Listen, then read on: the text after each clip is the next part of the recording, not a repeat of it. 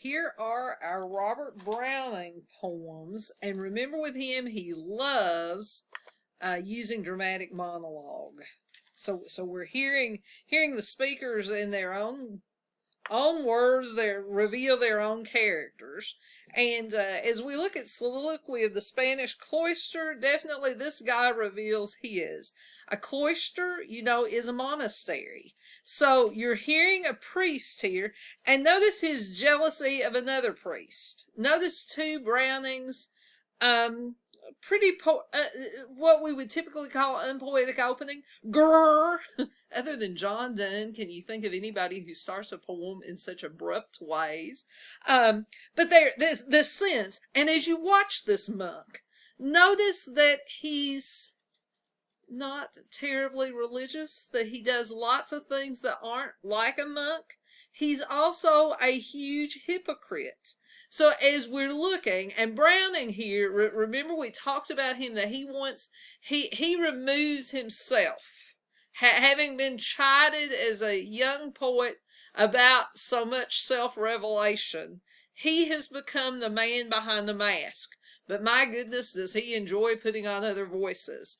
But when we hear these voices, remember this isn't Browning's attitude toward the church or the monk's attitudes aren't his. He's wanting us to see how hypocritical this guy is, and also to sort of think about Victorian religious views in light of, this is, we're going back to the past, more look at a monk in a monastery. But here's this guy's attitudes.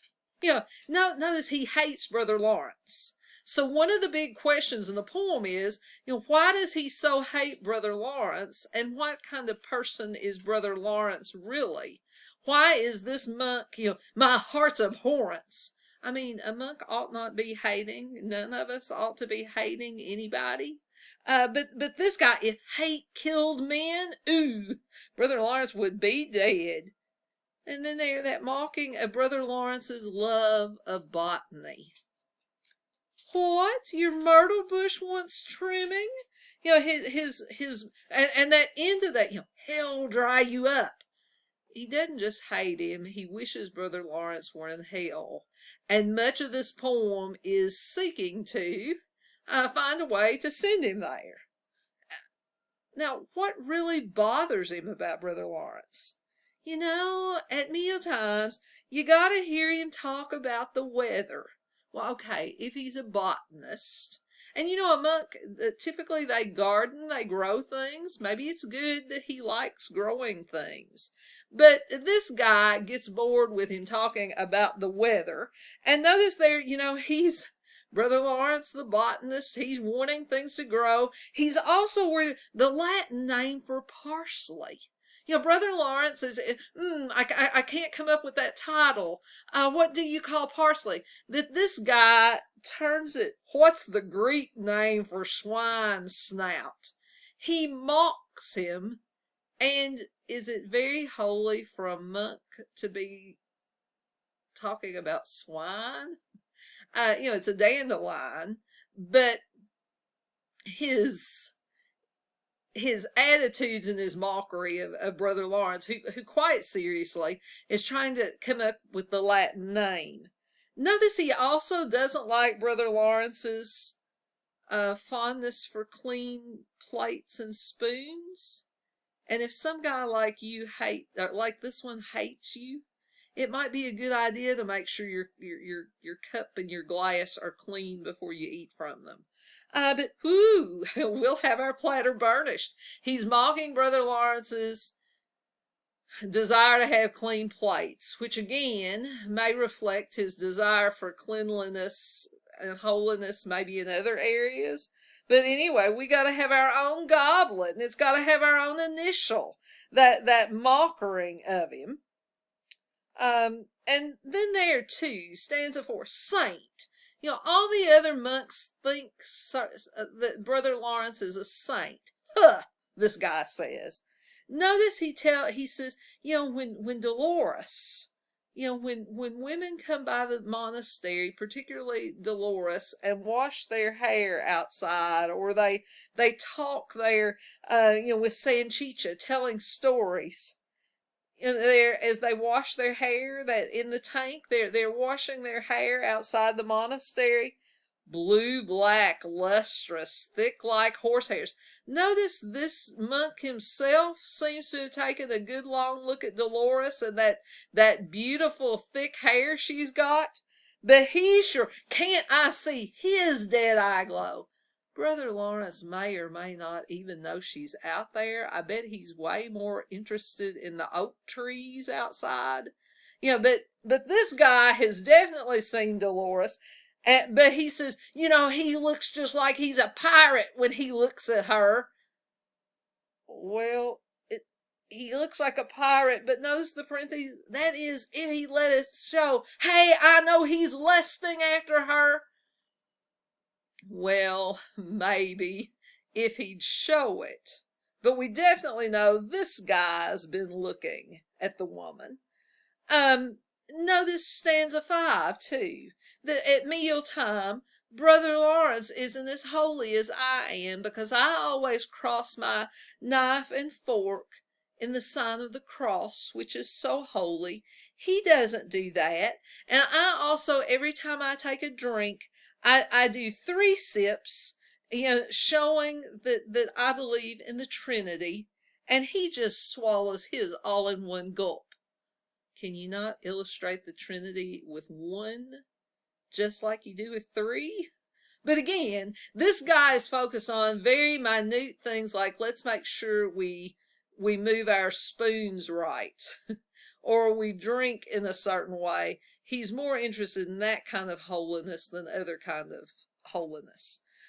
Stanza 6. Notice he's jealous of Brother Lawrence. And here, his melons, he's going to share.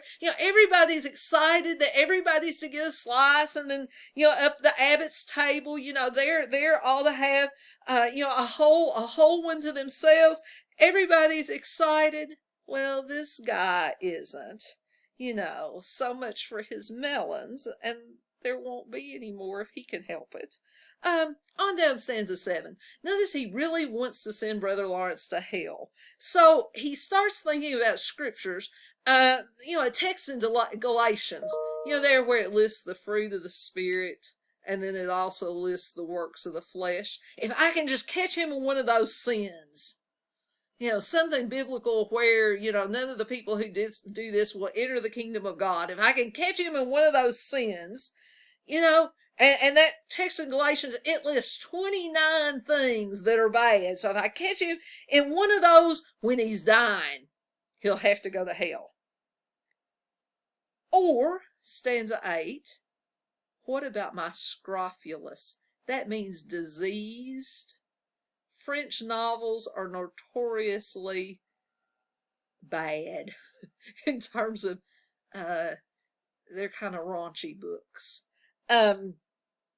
I could give him a diseased text, stick it right down into his little basket there as he while he's gathering his fruit, stick it down there and have it turn there to that woeful, turn it to the worst passage in a nasty novel. Turn it to the worst passage and stick it right down where, and notice this is bad enough. He knows it's on gray paper with blunt type.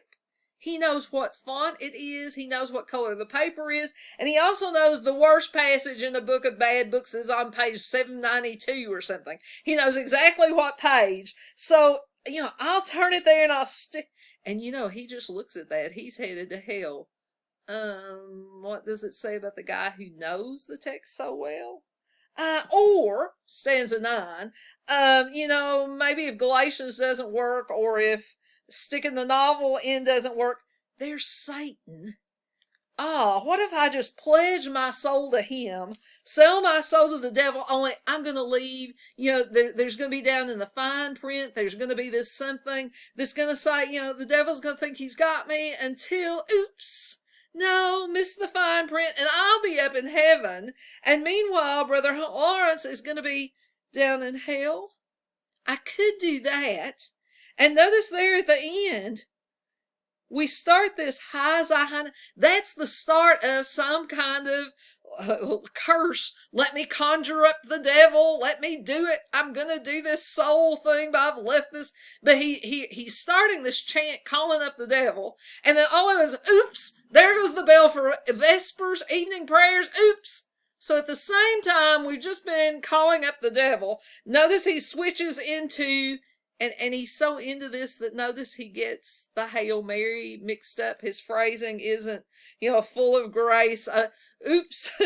Yeah, he messes up the Hail Mary, but he's sticking that in with the Hazahana, and then we end with grrr, you swine. Okay, one other subtlety in this horrid incantation. Oh dear. Notice the subtlety back here that we've had these references. What is this about blasted lay that rose acacia? Or back up in stanza 1. Your myrtle bush wants trimming. Or we jump down and we see stanza 6 there. How go on your flowers? None double? That Brother Lawrence's flowers aren't doing so well. Notice there that he keeps them close nipped on the sly. So into stanza 3, there his lily snaps. That while he's thinking up all these curses on Brother Lawrence and their blasted lay the rose acacia in the last stanza, he's going around snipping Brother Lawrence's flowers while he's, oh my gosh, have you ever seen such hatred? Well, let's go from him to another figure who I'm afraid is not much, any more holy maybe. Another guy who definitely hangs on to some hate. The bishop orders his tomb. As we look at this one, it blends, and it's part of what Browning saw is interesting about the Renaissance. How Renaissance people, in their movement away from that very church-centered medieval period, that in the Renaissance, they've got those manuscripts from Greece and Rome, and they're so interested in that learning from the past, but they're also tying that in with those secular things about the Greek gods are blended, and secular values get mixed in and blended in with their Judeo-Christian religion. So here we start this text, and watch how it blends in the bishop's own character. That we start this text with a quotation from Solomon back in Ecclesiastes, vanity. Everything is vain. It's all useless. It all goes away. It's all meaningless. But the same guy who sang this, our dying bishop, is also busy as he can be in saying everything in this world is vanity. He's busy as can be trying to get the best tombstone possible. And he's focused on this, draw around my bed. So here he's got these young men that he keeps calling his, notice line 3, nephews, sons mine. Oh God, I know not. But he's got these boys gathered around his bed, and he's, particularly Anselm. Where's Anselm? Come on closer. They're, well, let me tell you guys, some people say she was your mama. Gandalf envied me.